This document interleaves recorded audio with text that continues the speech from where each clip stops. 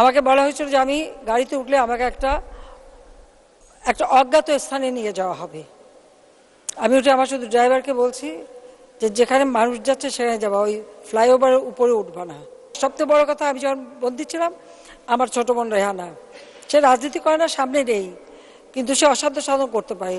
প্রত্যেকটা জেলা উপজেলা সকল নেতা কর্মী সকলের সঙ্গে যোগাযোগ রেখেছে এবং সে ওই লন্ডনে বসেই সে কাজ করেছে। সারা পৃথিবীর মানুষের কাছে আপনি হয়েছেন 3 জনের সৎ প্রধানমন্ত্রীর মধ্যে একজন প্রধানমন্ত্রী। আজকে আমাদের সেই 7ই মে গণতন্ত্র পুনরুদ্ধারের দিন। 2007 সালে আজকের গণতন্ত্রের মানস কন্যা বঙ্গবন্ধু কন্যা শেখ হাসিনাকে সেদিনের স্বৈর শাসকের পদাঙ্ককারী সামরিক জান্তারা গ্রেপ্তার করেছিল এবং অন-11 এই দেশে সৃষ্টি হয়েছিল। লক্ষ্য ছিল মাত্র একটি, -2 ফর্মুলার নামে বঙ্গবন্ধু কন্যা শেখ হাসিনাকে রাজনীতি থেকে নির্বাসিত করা। এবং শেখ হাসিনাকে রাজনীতি থেকে নির্বাসিত করে এই দেশে চিরদিনের মতো এই গণতন্ত্রে অভিযাত্রায়, এই গণতন্ত্রের গলা টিপে হত্যা করবার ষড়যন্ত্রে মেতে উঠেছিল। মাননীয় স্পিকার, যথার্থ অর্থেই বঙ্গবন্ধু কন্যা সেদিন বঙ্গবন্ধুর কন্যার পরিচয় দিয়েছিলেন। তাকে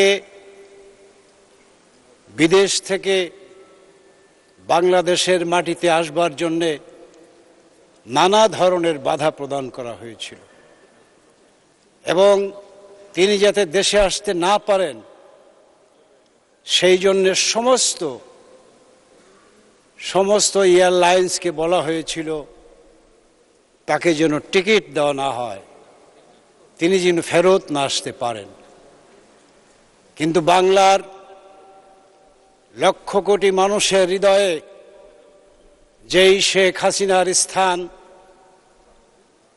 বাংলার লক্ষ কোটি মানুষের প্রাণের স্পন্দন বঙ্গবন্ধু কন্যা শেখ হাসিনা, তিনি চ্যালেঞ্জ ছুড়ে দিয়ে বলেছিলেন, যে কোনো অবস্থাতেই আমার মাটিতে আমি ফিরে যাব।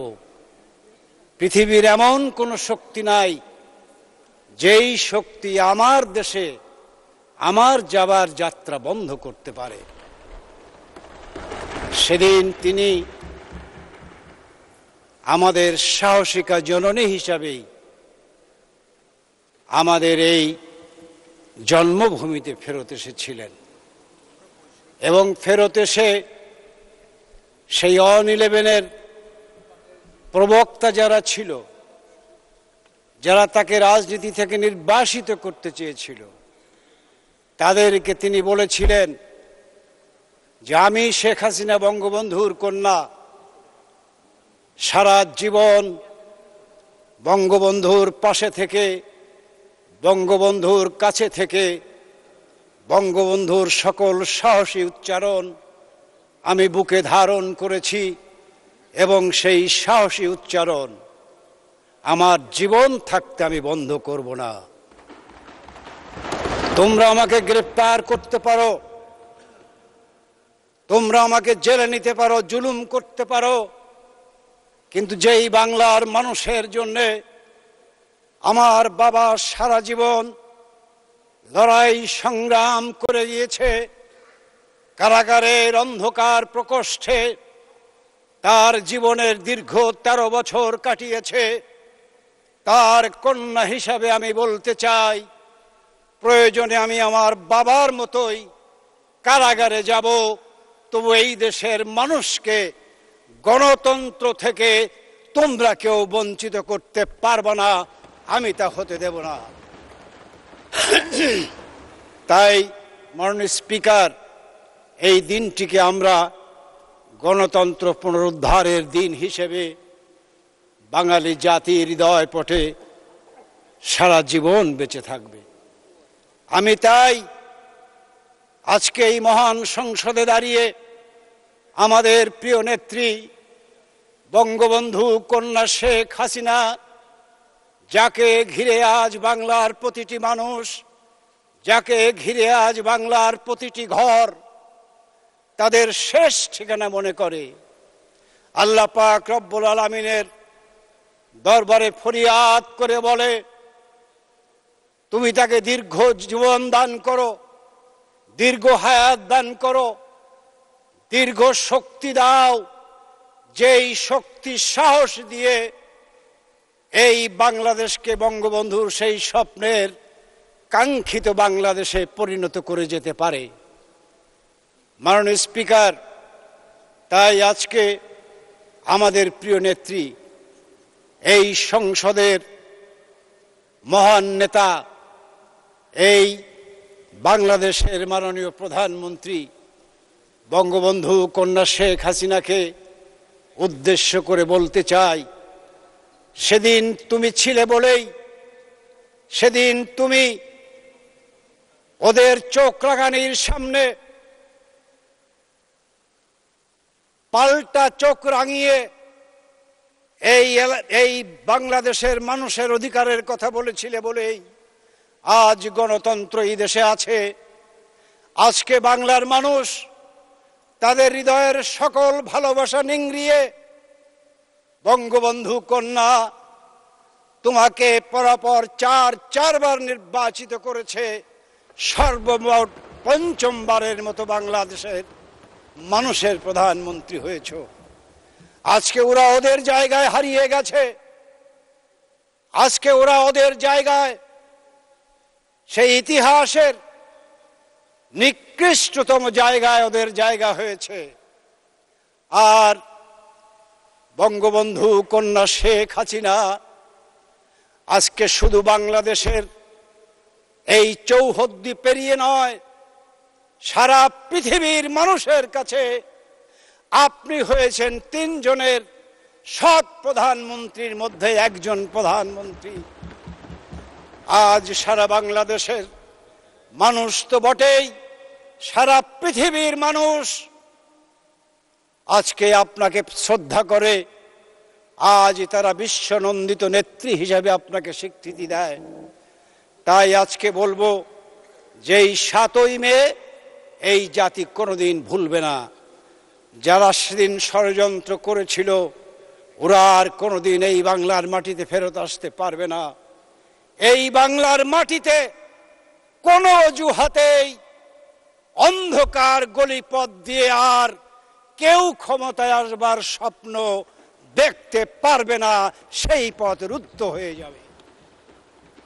মাননীয় স্পিকার, আমি সর্বশেষে মাননীয় প্রধানমন্ত্রীর দীর্ঘায়ু কামনা করে আপনাকে ধন্যবাদ জানিয়ে এবং এই দিবসটি গণতন্ত্র পুনরুদ্ধারের দিবস হিসেবে বাংলার মানুষের কাছে সারা জীবন বিবেচিত হবে, এই প্রত্যাশা ব্যক্ত করে আমার বক্তব্য শেষ করছি। জয় বাংলা, জয় বঙ্গবন্ধু। ধন্যবাদ মাননীয় মন্ত্রী। মাননীয় প্রধানমন্ত্রী। জি মাননীয় স্পিকার, আমি একটু দুই কথা বলে, কারণ এত বলতে গেলে শুধু এই স্তুতি বাক্যই শুনতে হবে। মাননীয় স্পিকার, আমি শুধু আপনাকে এটুকু বলবো যে আজকের দিনটা, হ্যাঁ, আমার জীবনে একটা অনন্য দিন, কারণ আমি সেদিন দেশে ফিরে এসেছিলাম শত বাধা অতিক্রম করেই। আমাকে সেই সময় তত্ত্বাবধায়ক সরকারের অনেক উপদেষ্টাও ফোনে বলেছিল আপনি আসবেন না, আপনার বাইরে থাকা যা যা লাগে করব। আবার কেউ কেউ আমাকে ধমকও দিয়েছিল, একথা বলা হয়েছিল যে বাংলাদেশে ফিরলে ওই এয়ারপোর্টেই মেরে ফেলে দেবে। আমি বলছিলাম আলহামদুলিল্লাহ, আমি নিজের দেশের মাটিতে তো মরবো, কিন্তু আমি আসব। সমস্ত এয়ারলাইন্সকে নিষেধ করা হয়েছিল আমাকে যেন বোর্ডিং পাস না দেওয়া হয়। আমেরিকায় 3 ঘন্টা এয়ারপোর্টে দাঁড়িয়ে তাদের সাথে ঝগড়া করে ব্রিটিশ এয়ারওয়েজে আমি লন্ডন পর্যন্ত আসি। লন্ডনে যখন আমি যেদিন প্লেনে উঠতে যাই আমাকে উঠতে দেওয়া হয়নি। সেদিন আমি প্রতিজ্ঞা করেছিলাম যেভাবে আমি দেশে ফিরবো। এমনকি আমি যখন এয়ারপোর্টে রওনা হই তখন আমাকে অনেকে ফোনে বলেছে যে আপনি আসবেন না, আসলে আপনাকে মেরে ফেলে দেবে। আমি পরোয়া করিনি। তবে আমি কৃতজ্ঞতা জানাই আমাদের আওয়ামী লীগের নেতৃবৃন্দ কর্মী ভাইদের প্রতি। তখন বলা হয়েছিল যে কেউ যেন এয়ারপোর্টে না যায়, এমনকি আমার দলের ভিতর থেকেও।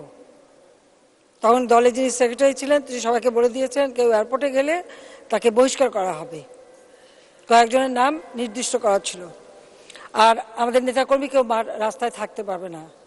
আমি শুধু এইটাই মেসেজ দিয়েছিলাম যে সকলেই থাকবে, তবে আমরা গেরিলা যুদ্ধ করেছি, সবাই ঘাসের সঙ্গে মিশে থাকবা। আমার প্লেনটা না নামা পর্যন্ত দরজা খুলবে, আমি বের না হওয়া পর্যন্ত তোমার বের হবে না। আমাকে বলা হয়েছিল যে আমি গাড়িতে উঠলে আমাকে একটা অজ্ঞাত স্থানে নিয়ে যাওয়া হবে। আমি উঠে আমার শুধু ড্রাইভারকে বলছি যে যেখানে মানুষ যাচ্ছে সেখানে যাবা, ওই ফ্লাইওভারের উপরে উঠবা না। সেই হাজার হাজার মানুষ রাস্তায়। আমি ধন্যবাদ জানাই, কৃতজ্ঞতা জানাই আমার পার্টির নেতা কর্মীদেরকে যে সেই দিন তারা একদিকে সরকারের রক্তচক্ষু উপেক্ষা করেছে, আর একদিকে আমার দলের অভ্যন্তরে কিছু লোকের নিষেধাজ্ঞা অমান্য করে তারা রাস্তায় দাঁড়িয়ে থেকে আমাকে বলতে পারেন এটা সম্বর্ধনা শুধু না, আমাকে নিরাপত্তাও দিয়েছে। আমি বলবো আমাকে নিরাপত্তাও দিয়েছে যে আমাকে কোনো দিকে নিতে না পারে। এরপর থেকে একরকম হাউজের ছিলাম, কাউকে ঢুকতে দিত না। সেই সময় খুব হঠাৎ কালীভদ্রে 2-1 জন আসতে পারতো আমার সাথে। এটা ঠিক যে সাবিনা ইয়াসমিন অসুস্থ, আমি একটা গেরিলা কায়দায় বেরিয়ে গিয়েছিলাম, কারণ আমি জানি আমাকে বেরোতে দেবে না। তো আমি সেই পুলিশের চোখ এড়িয়ে আমি সোজা হাসপাতালে চলে যাই। হ্যাঁ, তখন আমি কতগুলি কথা বলেছিলাম, কারণ সেই সময় দেশ চালাচ্ছে কে সেটাই আমার প্রশ্ন ছিল।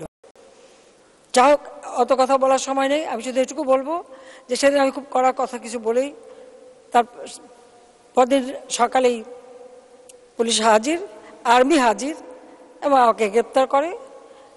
সংসদ ভবনের তখন ওটা প্রায় পরিত্যক্ত অবস্থায় ছিল, সেখানে আমাকে নিয়ে আসে। সমস্ত একদম করা, মানে ওখানে আমি বলবো ফাঙ্গাস পড়া, খুবই নোংরা, ওরকম একটা জায়গায় নিয়ে এই সংসদ ভবনের বিল্ডিং তখন অনেকটা পড়েছিল, সেখানে এনে আমাকে বন্দি করে রাখে। যাই হোক, এটা শুধু এই দিন না, 83 সালে এরশাদ সাহেব আমাদেরকে গ্রেপ্তার করে নিয়ে গিয়েছিল ওরকম 30 নম্বর হেয়ার রোড লাল দালান, এখন তো বিল্ডিং হয়েছে, সেখানে রেখেছিল। সেখান থেকে আমাকে ডিজিএফআই অফিসে নিয়ে যায় ইন্টারোগেশন করতে। কাজে এরকম, এবং এরশাদ সাহেবের আমলে বেশ কয়েকবারই গ্রেপ্তার করে, হাউস অ্যারেস্ট করে, কখনো কন্ট্রোল রুমে বসিয়ে রাখে সারা রাত।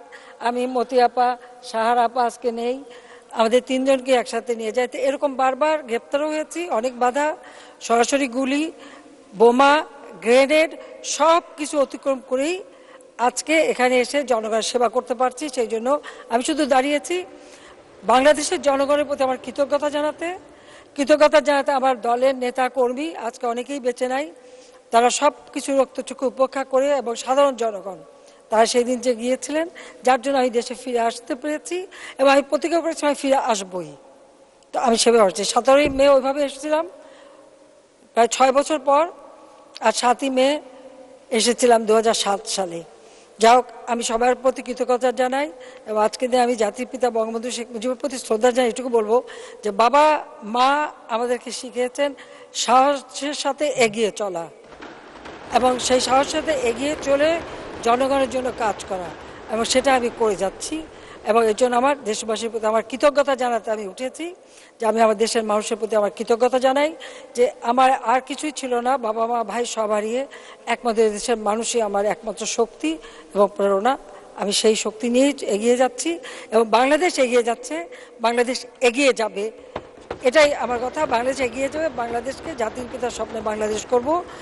আজকে দিয়ে সেই কথা বলি। আর সবচেয়ে বড় কথা, আমি যখন বন্দী ছিলাম আমার ছোট বোন রেহানা, সে রাজনীতি করে না, সামনে নেই, কিন্তু সে অসাধ্য সাধন করতে পারে। প্রত্যেকটা জেলা উপজেলা সকল নেতা কর্মী সকলের সঙ্গে যোগাযোগ রেখেছে এবং সে ওই লন্ডনে বসেই সে কাজ করেছে। কাজে তার জন্য আমার দোয়া। তো সবাইকে ধন্যবাদ। জয় বাংলা, জয় বঙ্গবন্ধু, বাংলাদেশ চিরজীবী হোক। ধন্যবাদ মাননীয় প্রধানমন্ত্রী।